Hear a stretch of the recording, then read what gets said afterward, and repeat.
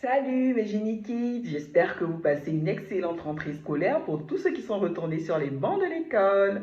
Alors c'est Tata Mélissa qui revient aujourd'hui encore avec un nouveau personnage biblique. Alors aujourd'hui on étudie Abel. Qui est Abel? Abel est le frère cadet de Caïn, c'est-à-dire la semaine dernière on a étudié Caïn et Caïn avait tué son frère. Abel est le frère qui a été victime de son frère aîné Caïn. Alors Abel est éleveur, il garde un troupeau de brebis et de chèvres. Son frère aîné Caïn cultive la terre. Pendant ce temps, un jour, chacun d'eux fait une offrande à Dieu.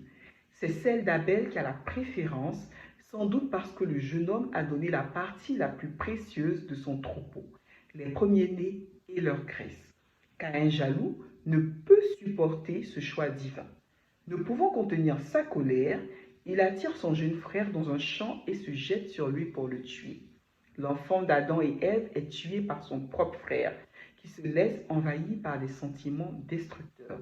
La noirceur de l'humanité se révèle. Alors, quels sont ces sentiments destructeurs? La jalousie est un sentiment destructeur.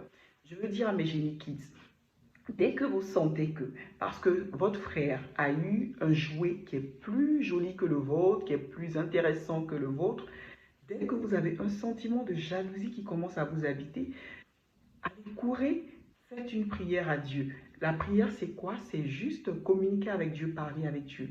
Tu peux faire toute une simple prière.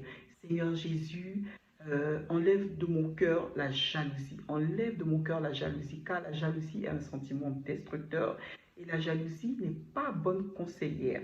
D'accord? C'est la jalousie qui a habité Caïn et qui a fait qu'il a tué son frère. Donc la jalousie n'est pas bonne. Donc ce que je veux vous dire, c'est d'être de bons enfants cette rentrée scolaire. Tata Mélissa veut vous donner de petits conseils.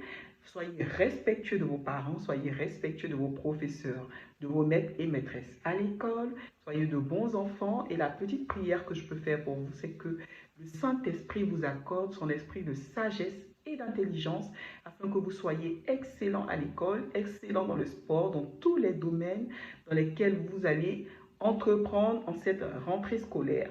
Alors je vous dis à très bientôt pour un nouveau personnage. Là, on passe à un autre cap. On étudiera Noé la prochaine fois.